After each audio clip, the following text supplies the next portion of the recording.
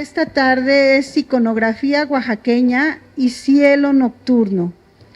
Una baldosa hidráulica, ponente arquitecto historiador Efraín Velasco Sosa.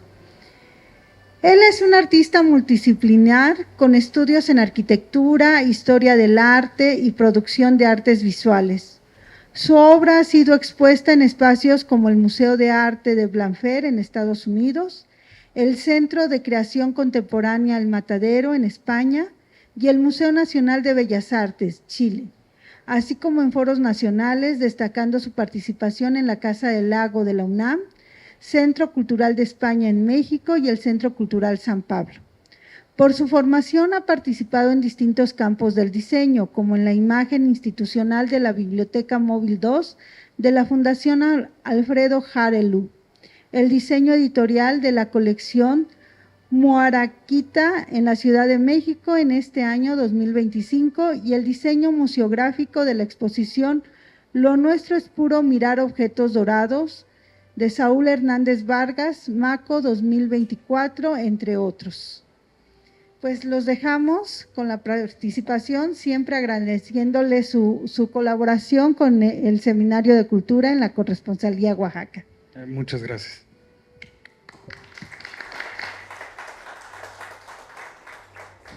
Sí, yo creo que yo también bajo así, que siento como que es más en corto así estar platicando, a lo mejor sí pegado al micrófono porque están grabando para que… Sí, ahorita nos ponemos a bailar. Pues bienvenidos a este karaoke.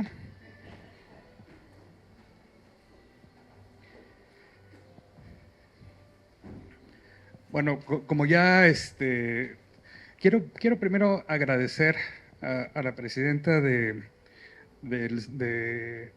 Seminario de Cultura Mexicana de la Corresponsalía Oaxaca, la doctora Gloria Lambarria, por esta invitación.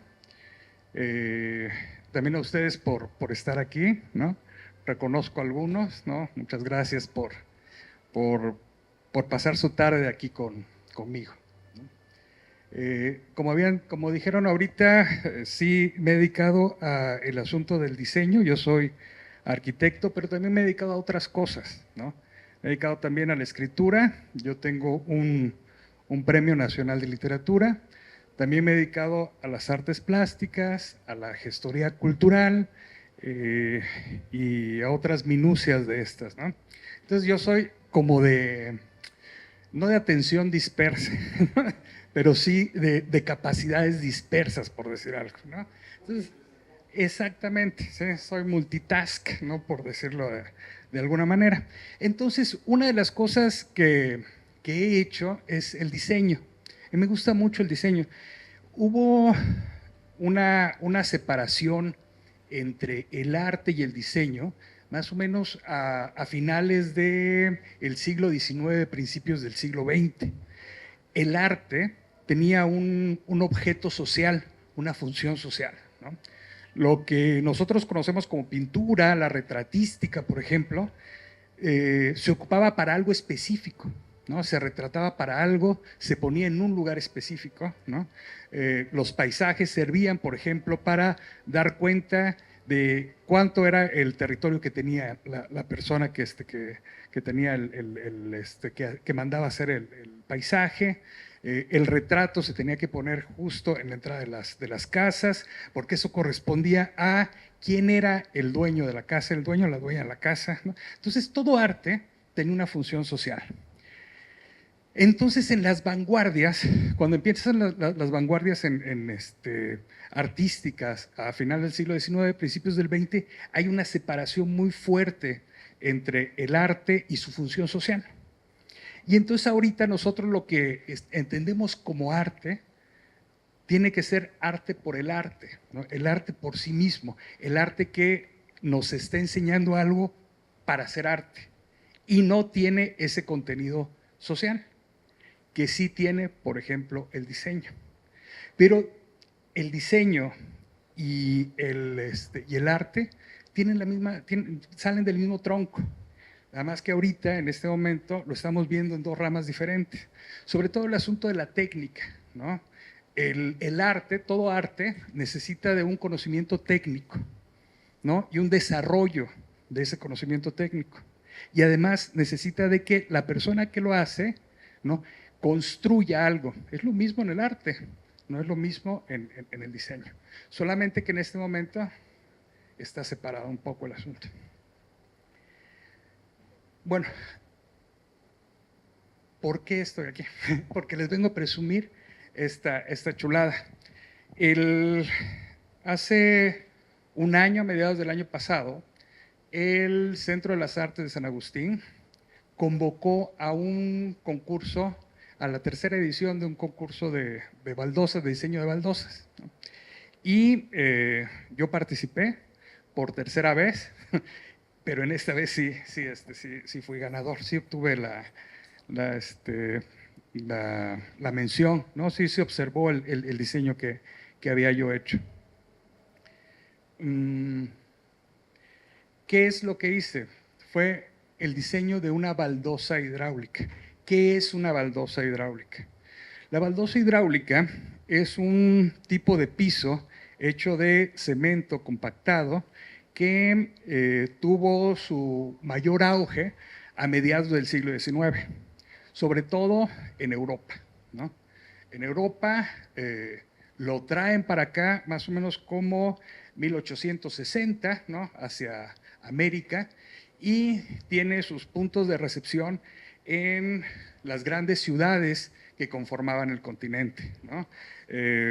Brasil, Santiago de Chile,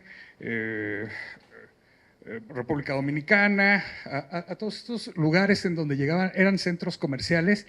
En esos lugares tuvo gran auge a más o menos 1870, 80. Llega a México y llega a México como un símbolo de estatus. ¿Por qué? ¿Por qué es un símbolo de estatus? Porque representa la entrada de la modernidad.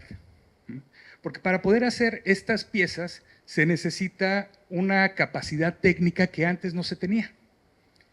Uno. Y dos, se inventó un tipo de conglomerante que te ayudaba a hacer una piedra artificial, que es el cemento. Hasta ese momento, en Portland, ¿no?, es que inventan el cemento, dan cuenta de qué manera se puede hacer esta piedra artificial. Entonces, se juntaron estas dos cosas, ¿no?, la introducción de lo maquinal, ¿no?, el racionalismo, ¿no?, todas estas corrientes que se dan a finales del 18, se desarrollan sobre el 19, a mediados del 19 ya se dan cuenta de que están el mundo está en un estado de neurosis, y alguien les dice, esto se llama revolución industrial. Entonces entran en la revolución industrial y empiezan a desarrollarse diferentes técnicas a través de, que no son solamente manuales, sino que están compartidas entre lo manual y lo mecánico. Entonces es que se inventa la baldosa hidráulica. Antes de eso, el mosaico es una tradición humana que tiene prácticamente desde que se inició las civilizaciones. Apenas hace 10 años se encontraron en Turquía uno de los mosaicos más antiguos del mundo, ¿no?, que está fechado 3.500 años antes de Cristo, ¿no? Entonces, o por ejemplo tenemos nuestro ejemplo ilustrísimo, el de Mitla, ¿no? Y Mitla tiene esa hechura de mosaicos también. Sin embargo, la diferencia de ese mosaico a esto es que, y yo creo que es un error que tuvo el maestro Toledo, y que qué bueno que lo tuvo, porque si no, no se hubiera metido a esto, ¿no? Hay una diferencia entre mosaico y baldosa, ¿no? El mosaico es justamente este conjunto de piezas que arman una figura, ¿no? Y aquí la baldosa es una figura en sí misma, ¿no? Entonces ya para la tercera edición de este concurso ya dijeron, bueno, vamos a hacer un concurso de baldosas, pero anteriormente se llamaba mosaicos, ¿no? El mosaico. Bueno, ya es una baldosa. Bueno, antes de que se inventara este proceso mecánico para poder hacer estas baldosas, lo que se tenían eran piezas que tenían que eran cerámicas, tenían un terminado cerámico, ¿no? Por ejemplo, África, ¿no? Tiene una larga tradición cerámica, Marruecos, ¿no? Y luego hacia el norte, esa condición cerámica, esa tradición cerámica se hereda hacia Portugal, ¿no? Portugal tiene una tradición cerámica muy, muy importante, ¿no? Pero ¿cómo se hacía esa cerámica? A través de hornos, se ocupaban otras cosas más. En cambio, con esto, la producción de esto estaba determinada en un lugar pequeño. No era necesario tener los hornos y tener un patio enorme en donde se estuviera el barro descansando, ¿no? Con esto se hizo un avance enorme. Yo no sé cómo llega a Oaxaca esta baldosa. Sin embargo, por algunas pláticas que hemos tenido con el arquitecto Raúl Pacheco, es que se han encontrado este tipo de pisos en algunas iglesias. En las iglesias que Guillou rehabilitó a principios del siglo XX. Y a mí me parece que ahí hay un lugar para poder ir desenredando, ¿no? Porque justamente Guillou venía de una tradición europea muy fuerte, ¿no? Guillou llegó a Oaxaca a rehabilitar las iglesias con el estilo que estaba viendo en Italia, ¿no? Guillou prácticamente, él es mexicano, él es poblano, ¿no?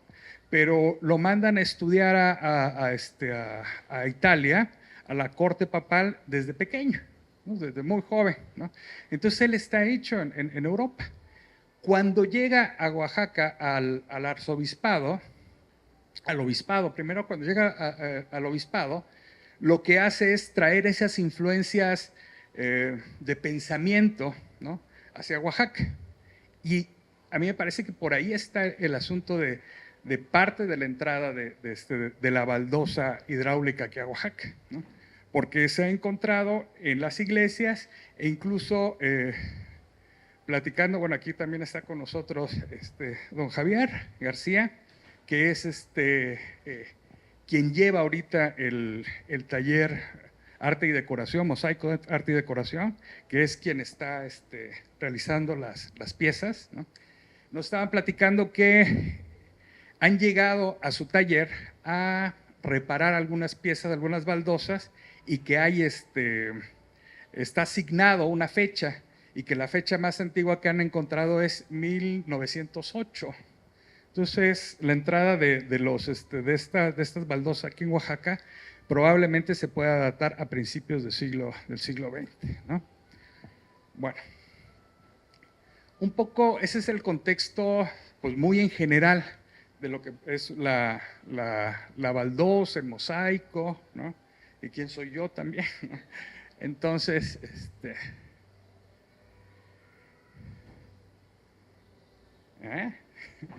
una foto del maestro Cecilio García, ¿no? El papá de aquí del maestro, que fue quien inaugura esta fábrica aquí en Oaxaca.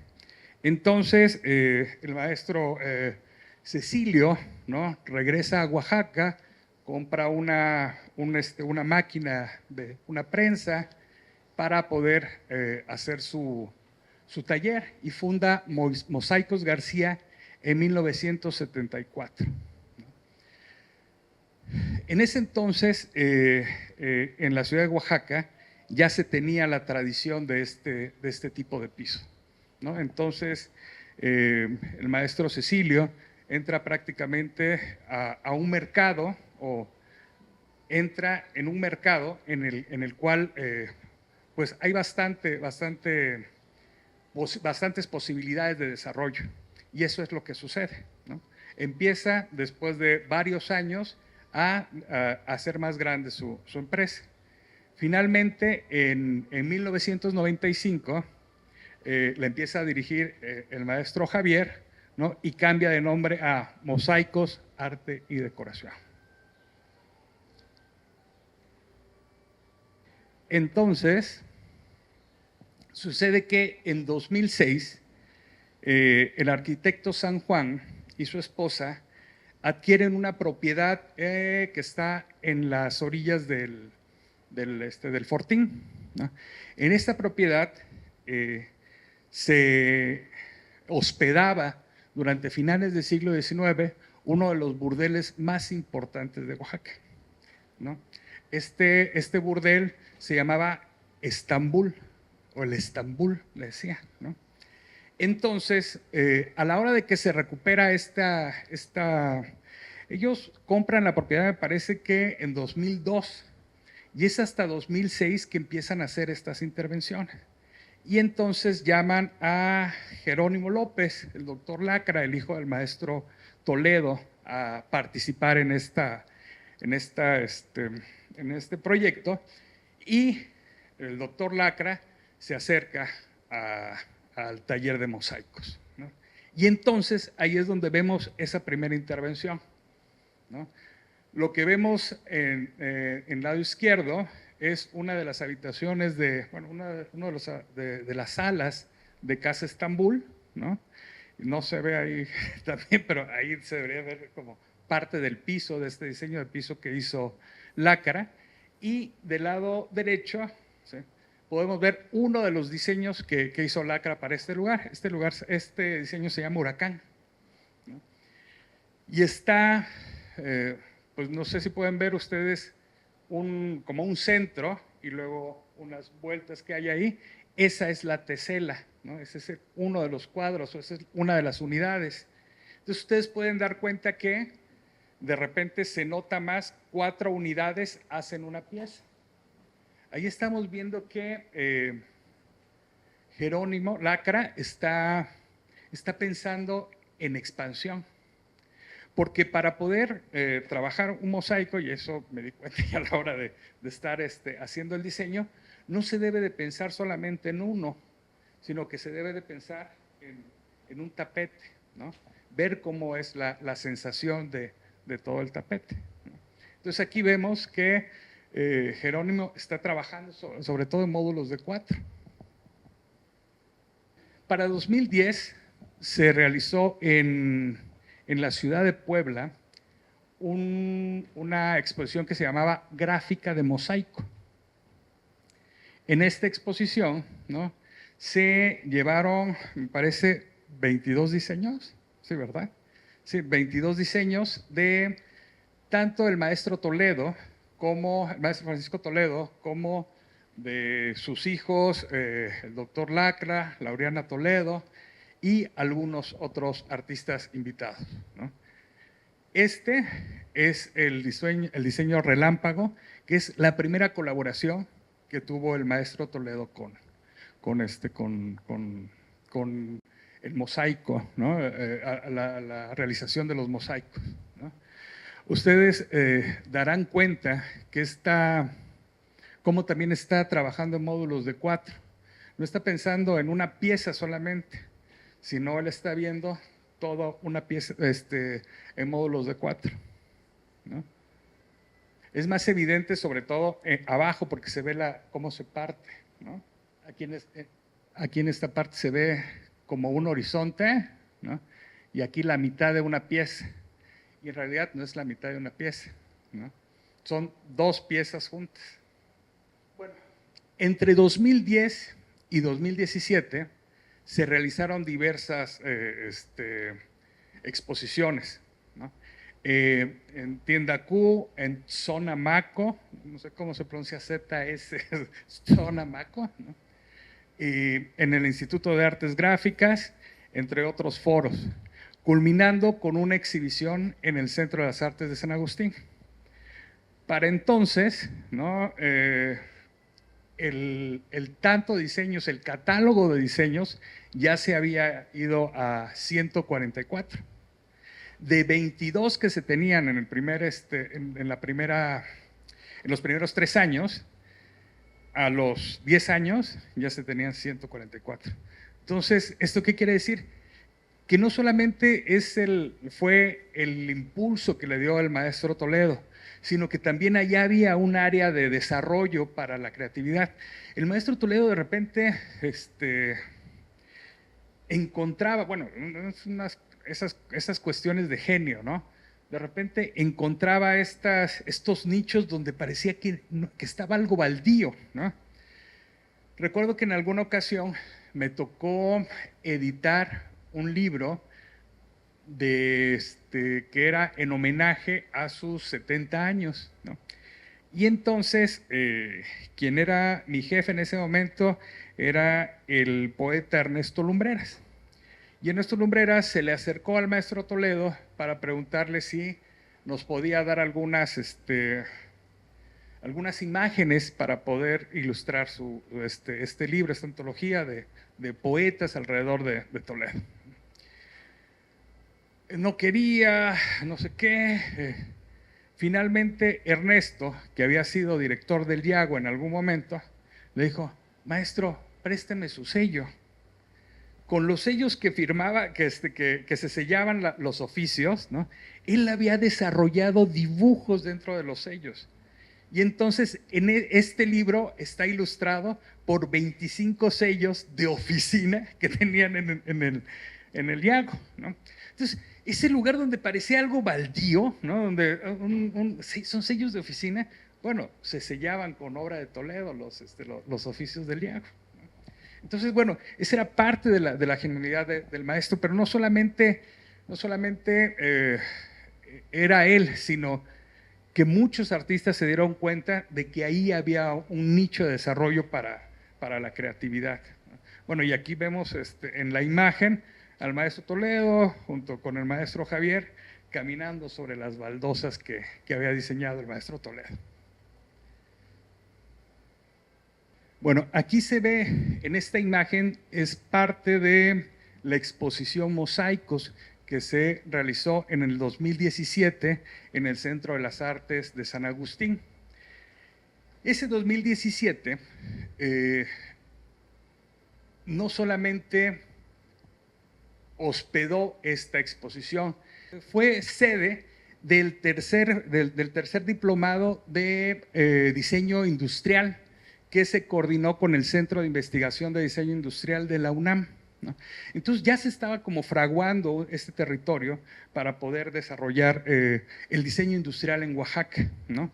Este diseño que iba a la par de el diseño, la artesanía y los artistas, ¿no?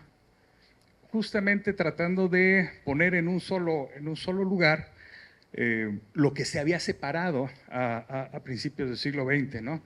Diseño y arte, que en alguna medida era lo que se trató de trabajar en la Bauhaus, en la famosísima Bauhaus de principios del siglo XX, ¿no? La unificación de lo industrial con lo artesanal, con el arte, ¿no?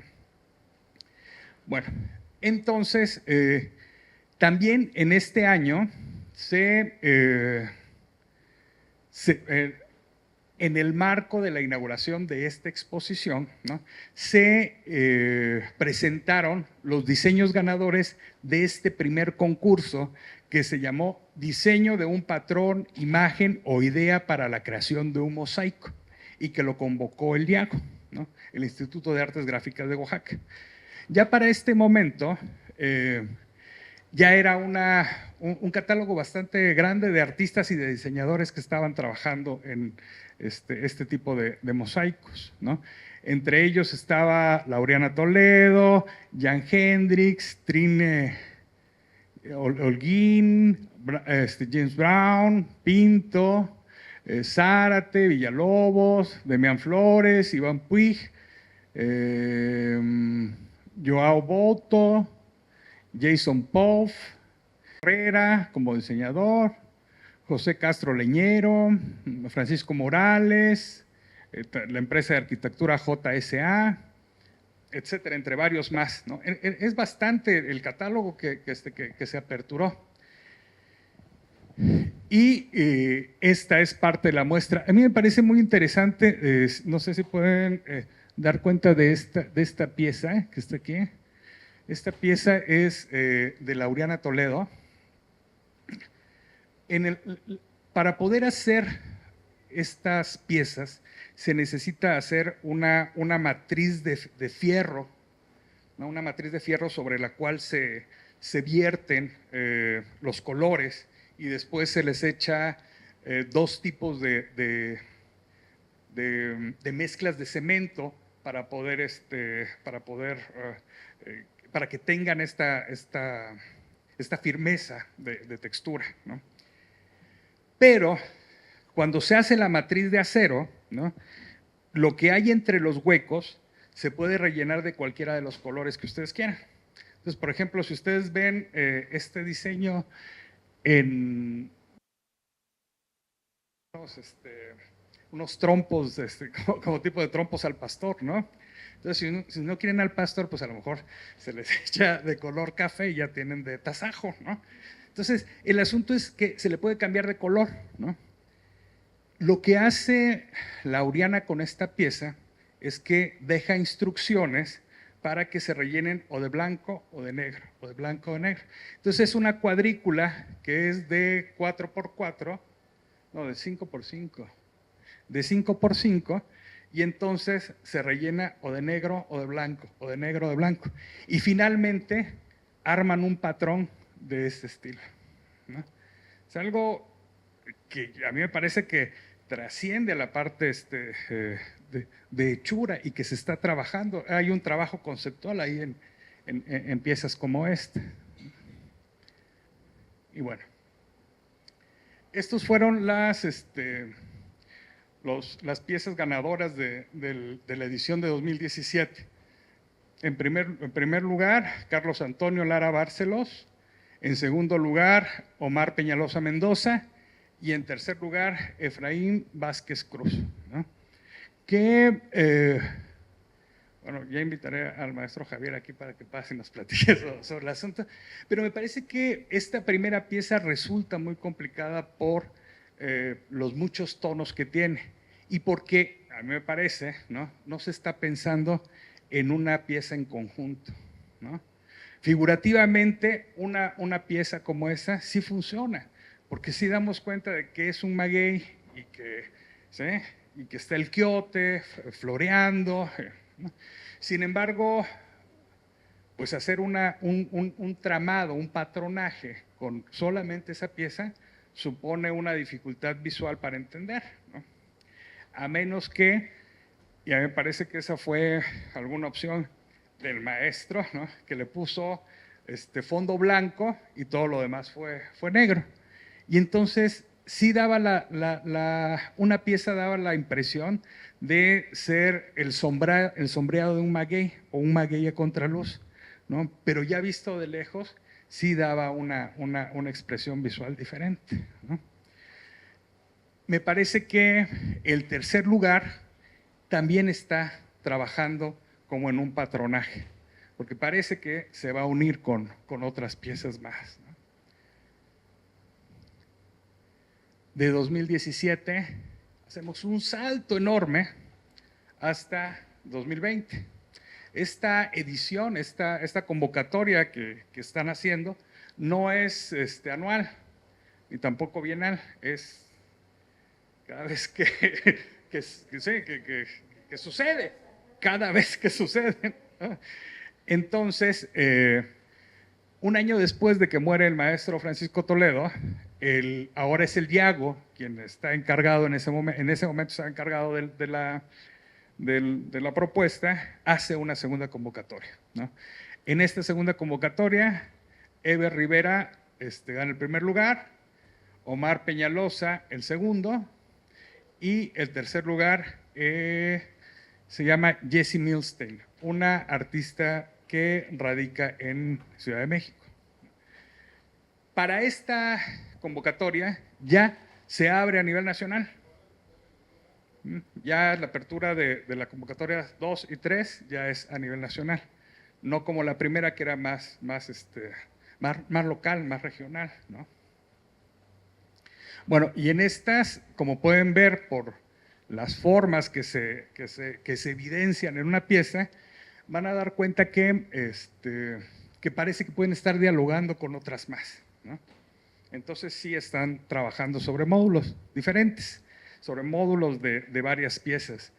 A mí me parece que la pieza de Eve Rivera es la que más posibilidades de desarrollo tiene, porque como está descentrada, ¿no? Se puede juntar y formar hacer una figura de un lado, o si se voltea se puede ir haciendo figuras, ¿no?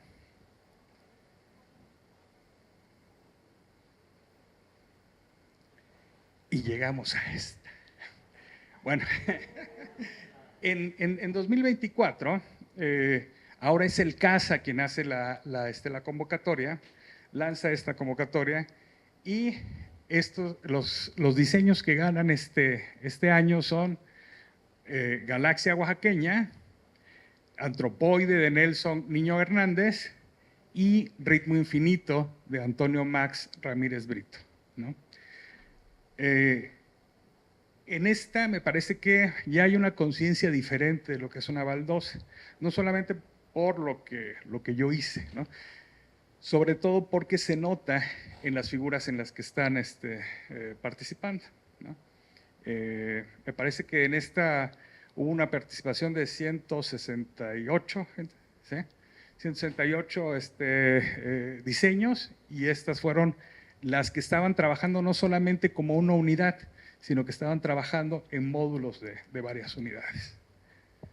Bueno, a pedido de Gloria, ¿no? Más o menos esto fue lo que quería que les platicara, y un poquito más, y ahora voy sobre ese poquito más. Sobre la concepción de esta pieza. Como yo les había platicado hace rato, yo me he dedicado al asunto del diseño, el asunto de la arquitectura, desde hace pues, algunos años, como 20 y tantos años, ¿no? Y entonces se han trazado diferentes encuentros o entradas entre esas disciplinas que he estado trabajando. Entonces, una de las cosas que a mí me llama la atención es la literatura. Y guardo con muchos recuerdos, y recuerdos muy bonitos, todas estas experiencias que he tenido o que me han acercado al mundo a través de la literatura. Y recuerdo mucho este libro que escribió Alfonso Reyes, ¿no? En donde decía que uno necesita no solamente conocer el nombre de las calles por las que uno transita todos los días, sino que también necesita uno saber el nombre de las plantas que están en nuestro jardín, pero también saber el nombre de las estrellas que están sobre nuestra cabeza, ¿no? ¿Qué quiere decir eso? ¿No? Que es necesario ser consciente de estas coordenadas espaciotemporales a las que uno pertenece, ¿no? Estar en el cielo, tener los pies en el piso, ¿no? Y estar trabajando en lo cotidiano. Entonces, a mí esa es una de las cosas que me llamaba mucho la atención, ¿no? Ver el cielo de Oaxaca, ¿no? Eso es algo que siempre me ha parecido. Me ha parecido muy interesante, y me ha dado pues, muchos momentos muy bellos, ¿no? Los cielos de Oaxaca son muy bellos, ¿no? La luz que tiene Oaxaca también es muy particular, ¿no? Recuerdo una vez que mientras estudiaba yo Historia del Arte, ¿no? Tomaba yo clases en la Biblioteca Burgoa, ¿no? Entonces, aquí no me van a dejar mentir, ¿no? Me salía yo a fumar al patio de estudiantes, ¿no? Me escabullía yo así, iba yo a fumar al patio de estudiantes, ¿no? Entonces de repente un día escucho pasos detrás de mí y ahí viene el profesor, ¿no? Sí, no, ya tengo que, Efraín, ya hay que meternos a la clase, que no sé qué. Justo en ese momento, ¿no? Eran a lo mejor 4:30 de la tarde, ¿no? El patio de estudiantes, si ustedes lo recuerdan, está forrado en cantera amarilla, ¿no? Bueno, en ese momento estaba cayendo el sol de tal manera, ese sol rojo que cae por las tardes en Oaxaca a veces, ¿no? Y todo el patio se iluminó de rosa. Una cosa increíble. Y entonces escuché que se pararon esos pasos detrás de mí. ¿Cuánto duran los atardeceres en Oaxaca? 3 minutos. No duran más, son muy rápidos los atardeceres en Oaxaca. Pasaron esos 3 minutos, siguieron los pasos y era uno de nuestros tutores, Jaime Cuadriello, y me dice: Efraín, en el Corán dice que los ángeles bajan a la tierra a las 6 de la tarde. Hoy lo acabo de experimentar. Entonces, ese ambiente que tiene Oaxaca, ese genio local, ¿no? Que está en el cielo, en sus terremotos, ¿no? En esa parte telúrica, eso siempre lo he disfrutado. Entonces, parte de eso está metido aquí en el diseño de esta baldosa. Bueno, primero, una de las primeras cosas que hice para poder trabajar esta baldosa fue identificar estos motivos iconográficos celestes que podían ser muy cercanos para mí, ¿no? Tenía yo dentro de este catálogo visual que tiene uno a la hora de que se desarrolla uno en sus diferentes disciplinas, ¿no? Como arquitecto, pues yo tenía en mi catálogo visual la arquitectura mudéjar y toda esta tradición que nos llega a Oaxaca de arquitectura árabe, ¿no? Que viaja sobre el norte de África, se pasa a Europa y se está ahí en Europa muchísimo tiempo, ¿no? Los patios oaxaqueños, esta arquitectura que tenemos acá, esta arquitectura que tenemos a un lado saliendo al pasillo, ¿no? Es parte de esa tradición, ¿no? Es parte de esta tradición mudéjar. Pero bueno, además de eso, está el asunto de cómo se manejaba iconográficamente los astros en estas regiones. Y entonces, en este libro que publicó la Dirección General de Culturas Populares hace 15 años, ¿no? Encontré esta investigación que hizo la doctora Gómez Gabriel y que compiló Sergio Carrasco Vargas, ¿no? Muchos motivos astrales, ¿no? Pero estos en particular me llamaron la atención, que eran los que yo veía que eran concisos y que visualmente me estaban llevando a la representación de la estrella. Y lo que vi es que había una repetición en la estrella de 8 picos. En mucho está la estrella de 8 picos.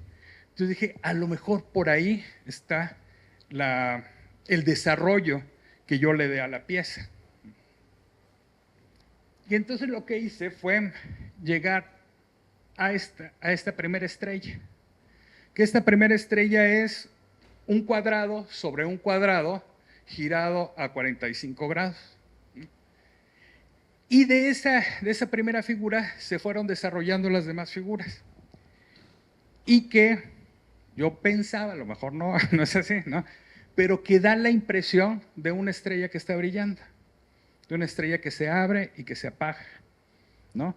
Diferentes formas familiares entre sí mismas, pero que paulatinamente iban a desarrollarse visualmente como una progresión de una estrella titilando, ¿no? Entonces, esta fue la base de desarrollo de los motivos principales, y que es este.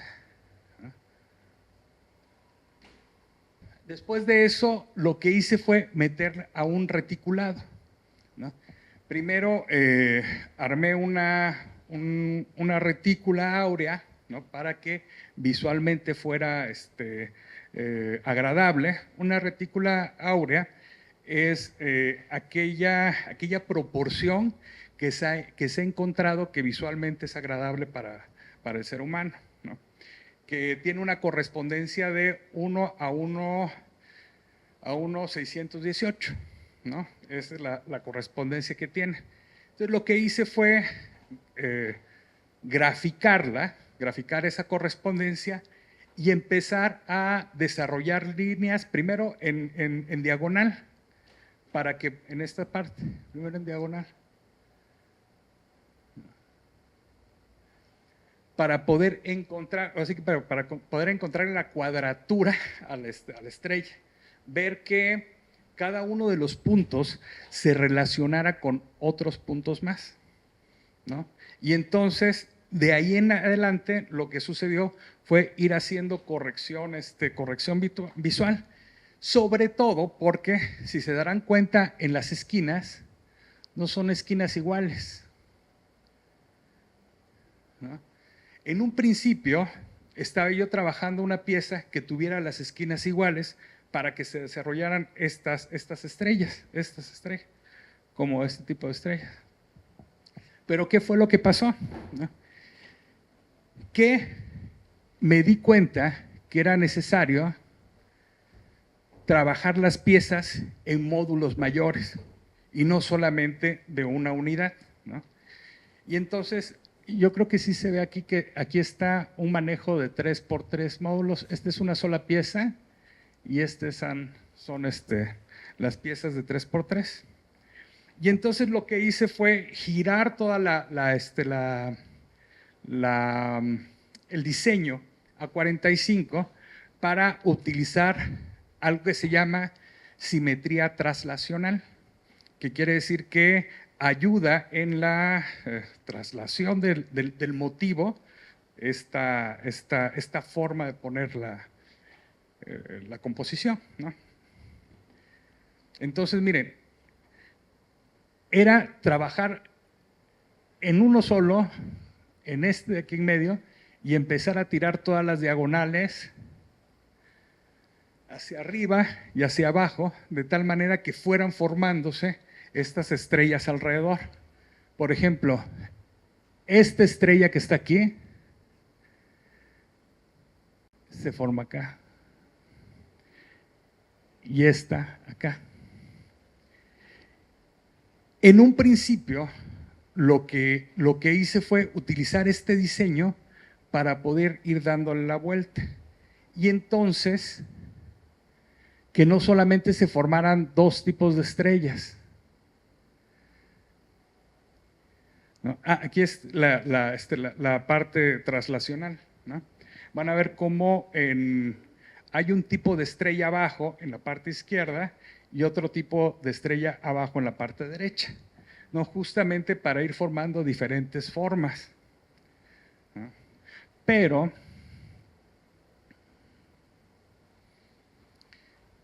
me dio la posibilidad de crear muchos más patrones. Si vemos, por ejemplo, este es con módulos de 4x4, está diferenciado. Si ven en la primera, la formación, la formación del patronaje es en cuadrados, ¿no? Hay cuadrados que están, que son los motivos principales. Pero si movemos solamente una de las piezas en cada uno de los renglones, podemos abrir los cuadrados y estos cuadrados se transforman en zigzags. O regresamos todas a una sola y nos pueden dar un tema lineal, ¿no? Pero si agarramos estos dos tipos de patrones y los combinamos, nos da este patronaje que tiene al final el diseño que tiene este patrón al final. A mí me parece que, a mí me gustó mucho. Disfruté mucho este encuentro súbito que tuve en donde pude unir la parte de las estrellas, la parte de historia del arte, la parte de arquitectura, ¿no? La parte de diseño industrial, que también he estado trabajando, ¿no? Entonces, aunque modesta, ¿no? La baldosa, me parece que es uno de los trabajos en donde se han visto destilado, ¿no? Muchos de los conocimientos que tengo durante tanto tiempo, ¿no?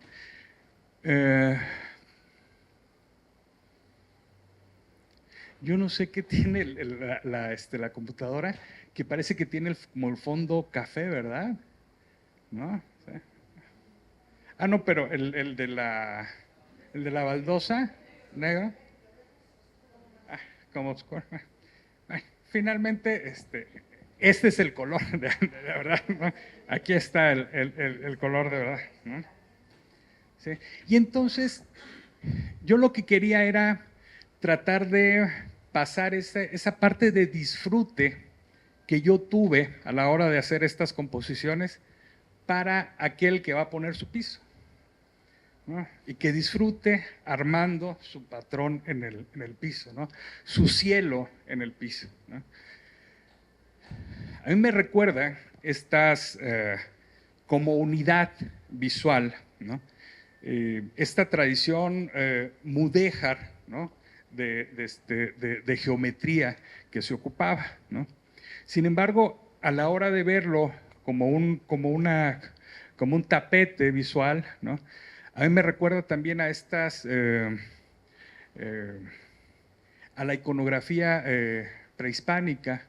Yo creo que son los puntos, ¿no? O algo así, esos puntos que están, o a lo mejor al Pac-Man, no sé, ¿no? Así como en estos corredores que tienen. Y me parece que es una narrativa visual que sí está trabajando el asunto de lo celeste en el diseño. Y bueno, creo que esa era ya la última. No, hay otra más. Ah, sí, gracias. Pues ya con esto pues les agradezco haber estado aquí, no padeciendo de frío, qué bonito, porque así aquí no padeciendo de calor, sino padeciendo de frío, ¿no? Qué bueno, porque ya afuera hace mucho calor. Pero pues muchas gracias por acompañarme. No sé si tienen alguna pregunta, alguna observación acerca de lo que les estaba yo platicando antes de que acabe yo, quedé por terminar esta plática.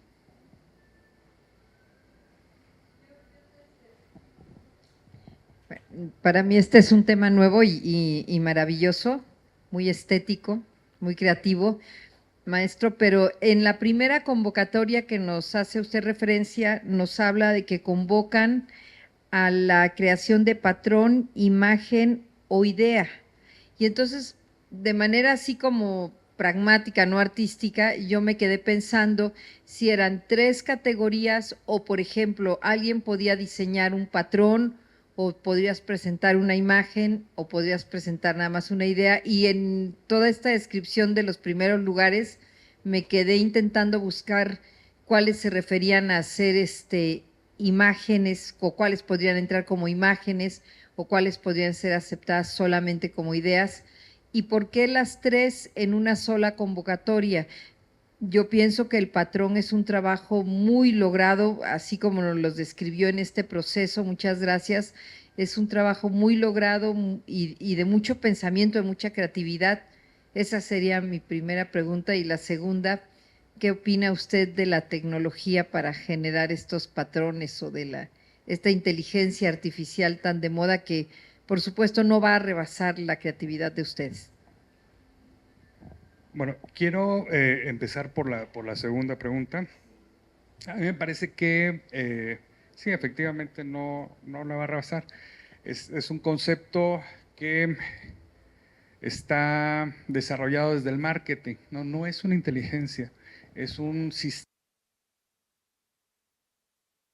en bases de datos que hay a la mano para poder hacer reducciones, ¿no? Tanto reducciones verbales como visuales, como, no sé, ¿no?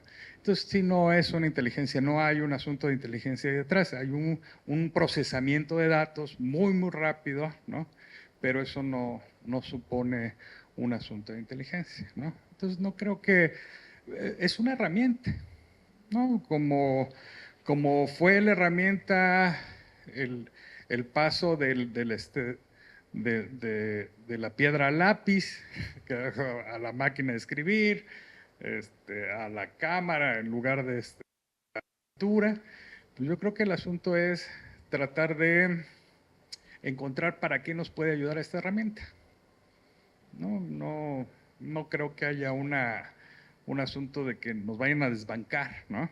Entonces, supongo que por ahí va Y la primera pregunta, yo creo que la convocatoria es una convocatoria para una sola cosa que pueden ser o una idea, o un patrón, o un diseño.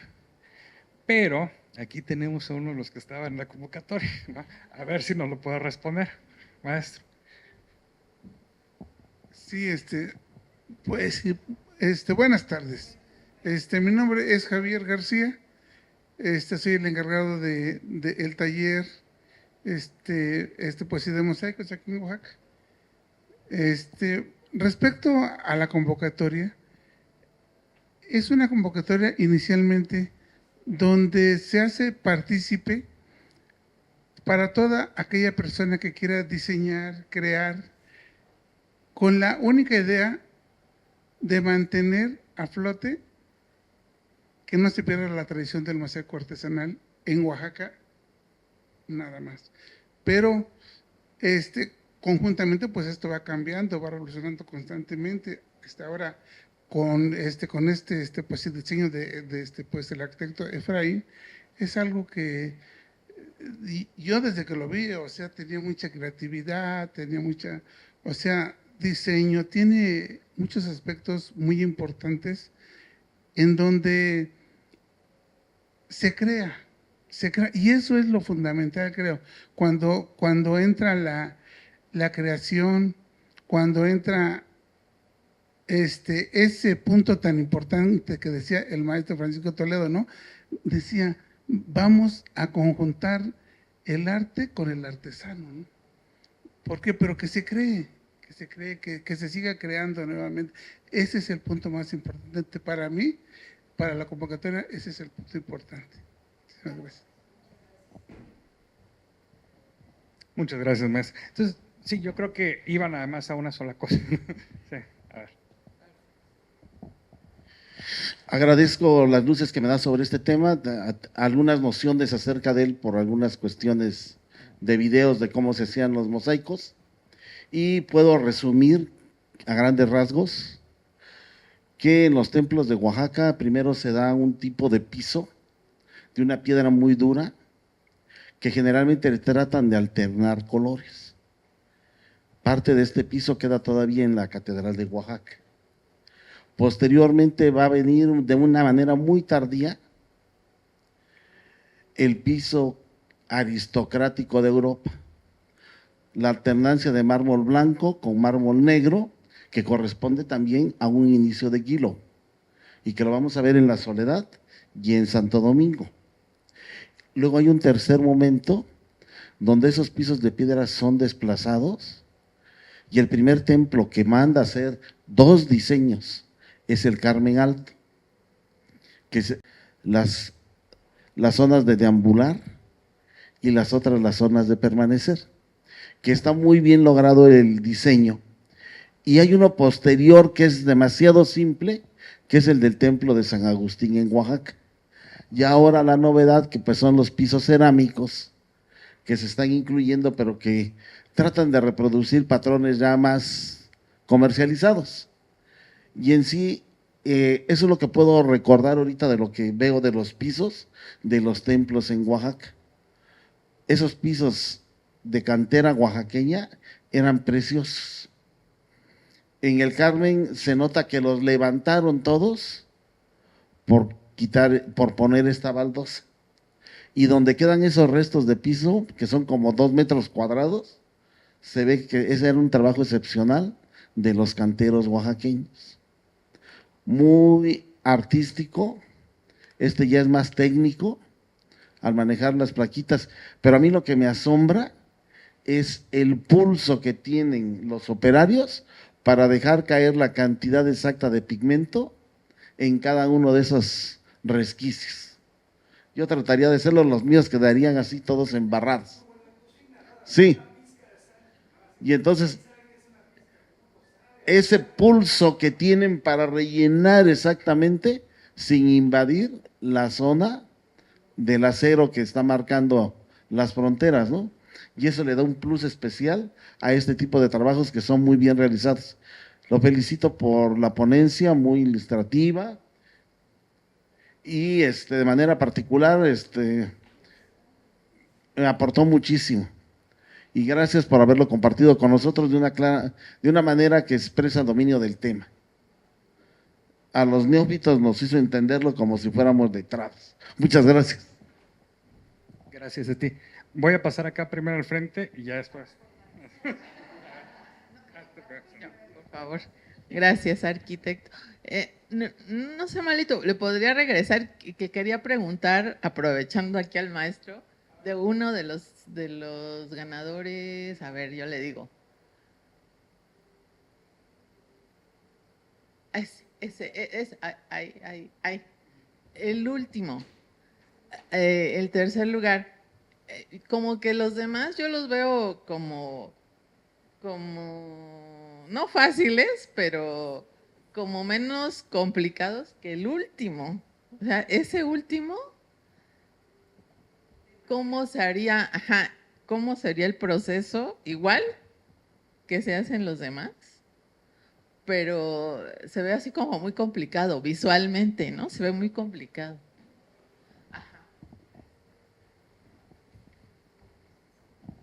Sí, fíjese que pues el diseño en especial es complicado como tal, como se ve ahí, pero para hacer estas piezas nosotros hacemos alrededor de, en ese tipo de diseño, hacemos 30 piezas al día únicamente por lo complejo que es. Entonces, mencionaba que hay que tener muchísimo pulso, es idóneo, es muy importante pues de tener un buen pulso para que la pieza salga limpia, que no se manche, que no salga, que no se dañe, ¿no? La pieza, porque si no, pues ya no sirve. Entonces, tenemos que hacerlo con muchísimo cuidado. Hacemos 30 piezas al día nada más, que vienen siendo 2.60 metros cuadrados en un día. Imagínense para hacer 100, 200 metros. Entonces, ahí está pues el detalle, ¿no? Para poder hacer ese tipo de pisos. Entra uno a este taller y ve uno una máquina de 40 toneladas que está en trabajo continuo, no sé qué. El asunto es un asunto artesanal, junto con la máquina. Es algo muy bonito. Bueno, primero agradecer, nos enseña mucho, y en esta parte de agradecimiento también otra vez agradecer la gran presencia de Toledo, que supo, esto que decía en un principio, supo dónde había como los sellos, o cómo decir, rescatemos este trabajo artesanal, ¿no?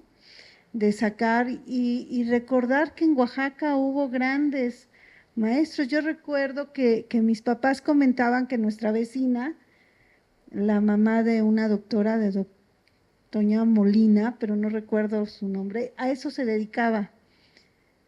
Y su casa era así como su baluarte, porque eran los pisos y era la casa donde hacían pisos su mamá. Era una señora, era una mujer. Entonces era bien interesante saber, ¿no? Toda la historia que hay detrás de baldosas. Y también ahora que lo estaba explicando todo, mi memoria se fue otra vez al Carmen Alto, de cuando era uno niño y veía esas tramas que hay en el piso y hay una que está mal puesta y que rompe, ¿no? Que rompe.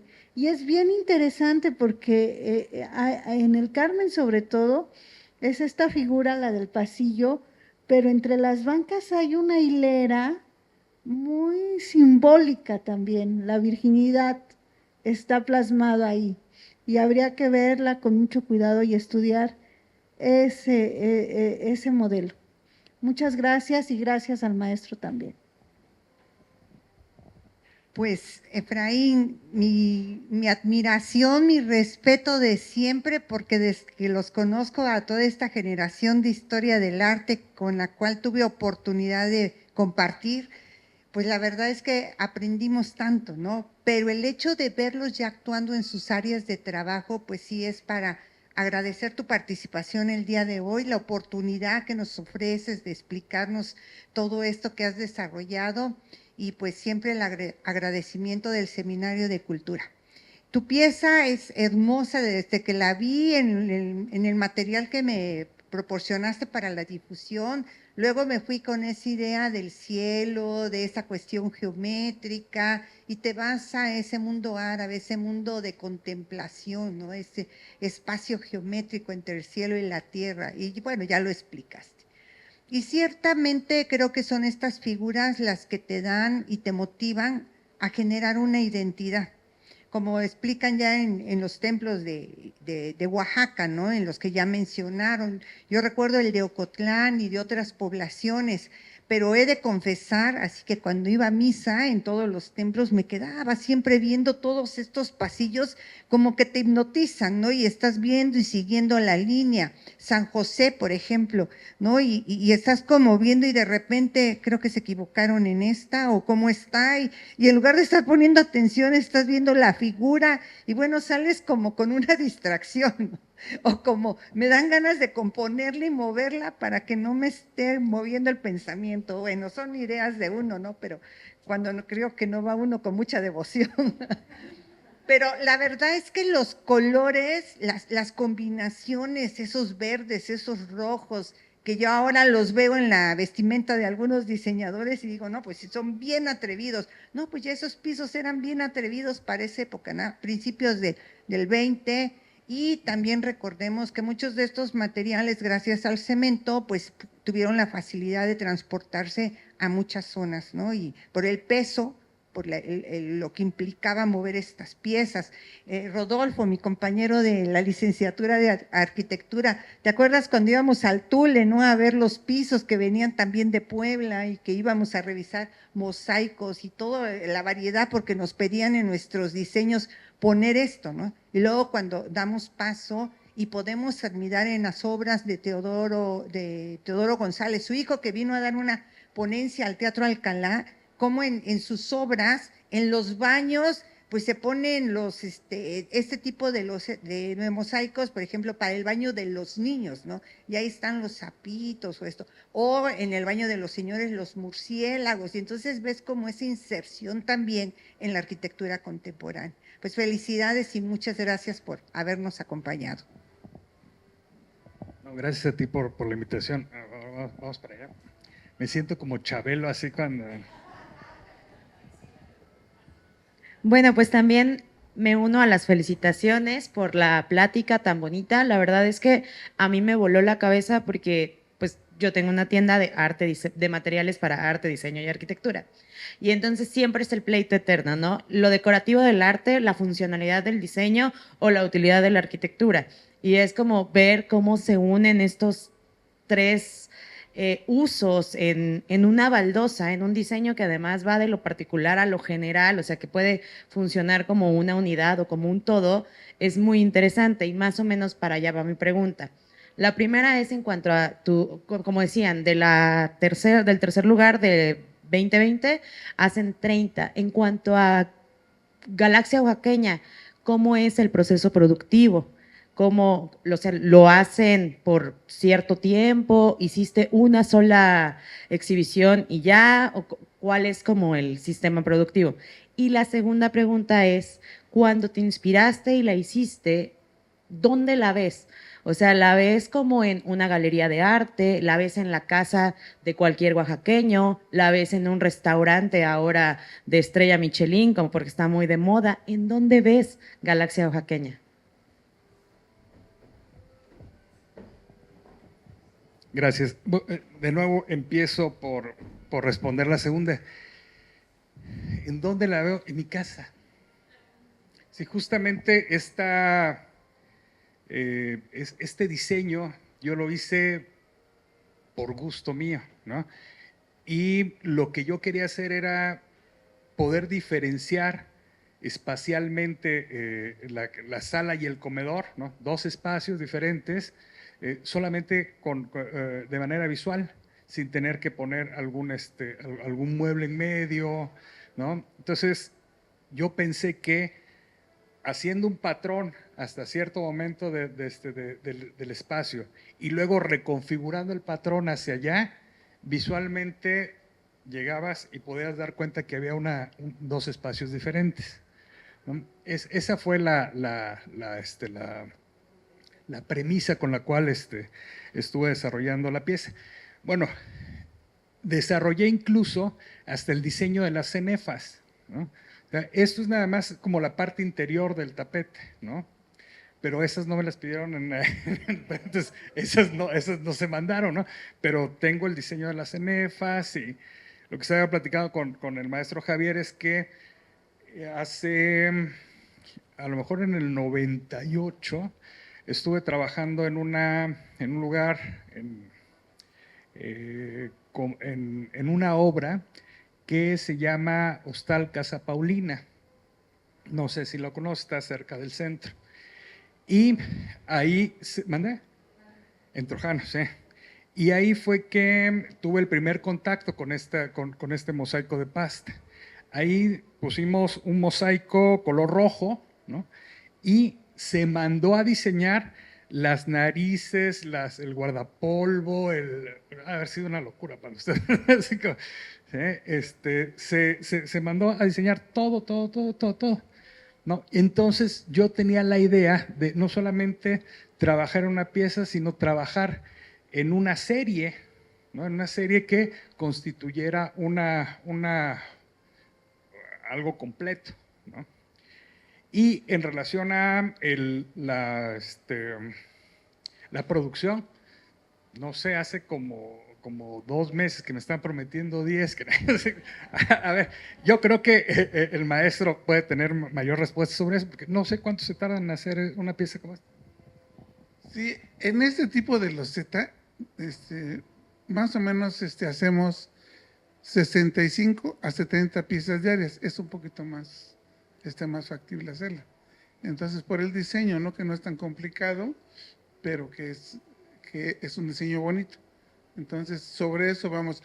Pues un mosaico artesanal comúnmente hacemos de 70 a 90 piezas, ¿sí?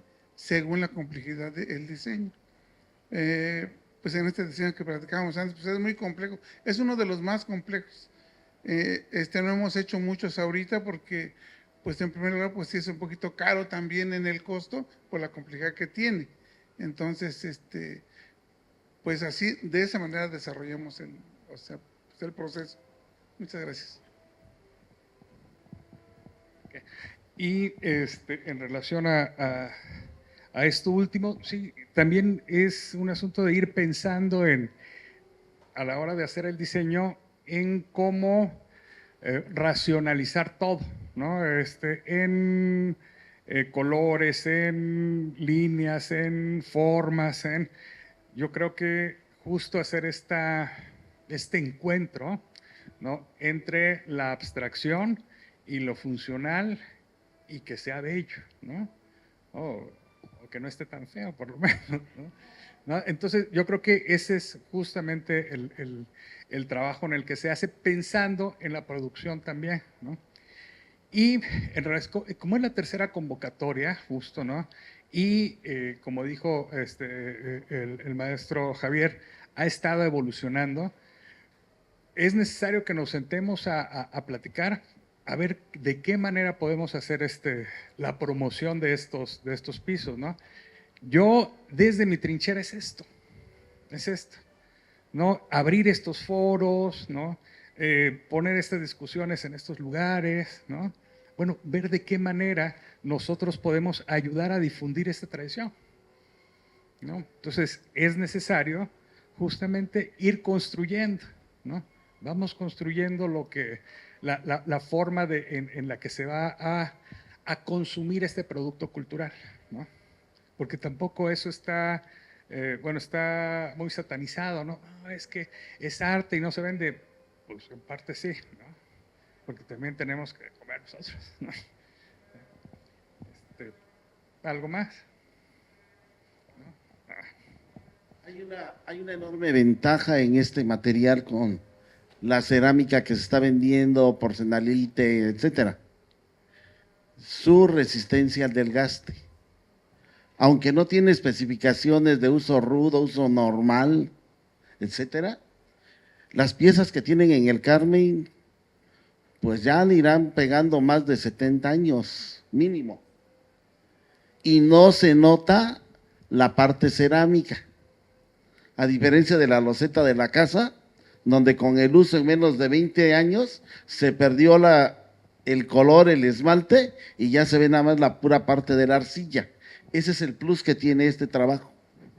Se desgasta parejo, pero como no tiene sustento, es todo el grosor de la pieza, o es un grosor muy importante, eso hace que tenga mayor durabilidad y que se resista a ese tipo de desgaste. Y además no se desgasta así en forma, no se ahueca. O sea, y ahí pues es uso rudísimo. ¿Cuántas gentes han entrado y salido con guaraches de estoperoles como se acostumbraron hace 50 años, que rayaban totalmente todos los pisos, ¿no? O zapatillas de aguja que los perforaban y dejaban ahí. Sí, y entonces pues ese es otro plus que tiene este tipo de trabajo artesanal, una durabilidad que va más allá de lo comercial. Sí, y sin embargo, sí tiene situaciones muy específicas de puesta y de cuidado, ¿eh? Es necesario, es concreto, ¿no? Y así como el concreto está lleno de poros, ¿no? De poros microscópicos, estas piezas también. Entonces hay que curar las piezas primero lijarlas, ¿no? ¿Cómo se llama? Pulirlas, ¿no? Y después del pulido, darle un sellado específico o con cera, y dependiendo si es para el exterior o para el interior, ¿no? Entonces sí, ¿no? Tienen su especificidad también estos pisos, ¿no? Sí.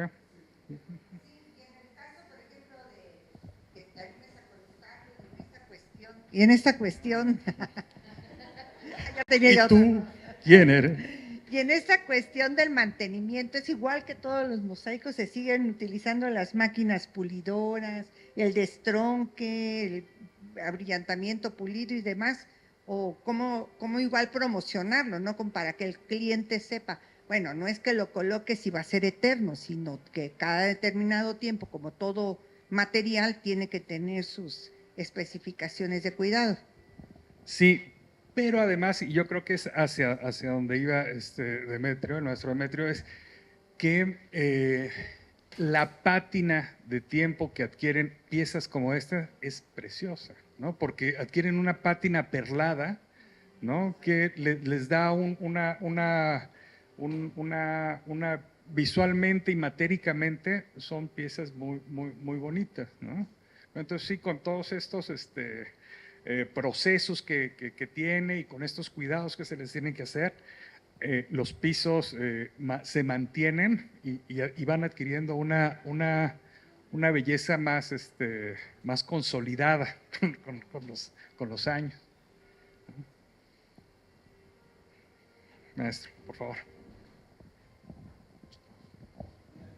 Sí, más que nada recuerdo que pues inicialmente cuando empezó mi papá a hacer este tipo de pisos, pues no se pulían, sino que mi papá usaba un poquito de petróleo con agua y con eso los empezaba a limpiar. y empezaba a agarrar el mosaico una pátina natural. Y no necesariamente se tenían que pulir con lija ni con selladores. Era una pátina natural. Con el mismo tiempo de el uso, se limpiaban perfectamente los pisos. Hoy se hacen igualmente, se pueden hacer. Bueno, claro, ya no con petróleo, pero naturalmente un piso bien instalado, a los 3 meses, ese piso se va limpiando naturalmente. ¿Sí? No hay que meterle tanto sellador, nada de eso, pero sí también el proceso que se requiere para la fabricación se le debe dar su tiempo de secado, que esté bien fraguado para que ese piso llegue a tener la resistencia pues y tal del mosaico. Más o menos sobre la resistencia estamos hablando sobre 200 kilogramos por centímetro cuadrado de resistencia a la compactación.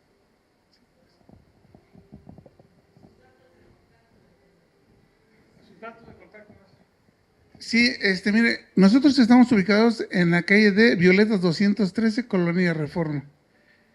Somos casi el último taller que está funcionando ahorita. Había más o menos 17, 18 talleres inicialmente de los que yo conocí. Yo empiezo a trabajar con mi papá desde los 11 años, entonces me desarrollo con él pues en todos esos años, ¿no? Acabamos de cumplir 50 años ahorita. Entonces, pues es una vida en este trabajo, ¿sí? Pues si lo que se les ofrezca, estamos para servirle. Gracias. Bueno, pues ya saben dónde pedir sus pisos. Sí, las cotizaciones. Entonces, ahora sí, muchísimas gracias por acompañarme. Muchas gracias al seminario por esta invitación. Y gracias a ustedes por soportarme aquí, quién sabe cuánto tiempo, ¿no?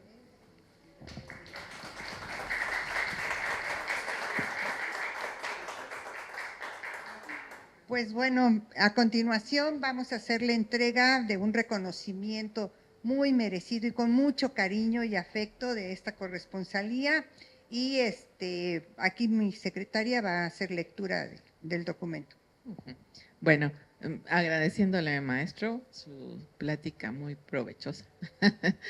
Este reconocimiento al arquitecto Efraín Velasco Sosa por su participación en la ponencia magistral Iconografía oaxaqueña y cielo nocturno, una baldosa hidráulica, que se realizó en la sala Arcelia Yáñez de la Casa de la Cultura Oaxaqueña el día martes 29 de abril del 2025. Y firmamos la presidenta, la doctora Gloria Guadalupe Lambaria Upar, y la vicepresidenta, pues aquí su servidora, arquitecta Patricia Chiñas López. Pues muchas gracias, maestro, y muy bienvenido. Y bueno, les invitamos al público a participar de unos bocadillos y un poquito de agua fresca y seguir conversando, que ya que nos pueda dar el presupuesto, cuánto, y demás, ¿no? Y pues que pasar una bonita tarde. También agradecerle aquí a encargado de hacer el video y que no los comparta para que sigamos difundiendo este interesante tema. Y pues a todos muchas gracias por su presencia. Leti, a todos los compañeros del seminario, a mis 2 únicos alumnos que vinieron, a los demás los voy a reprobar. ¡Tache! Pero vean, lo que hoy aprendieron les va a quedar para toda la vida. Sí. Bueno, pues pasamos.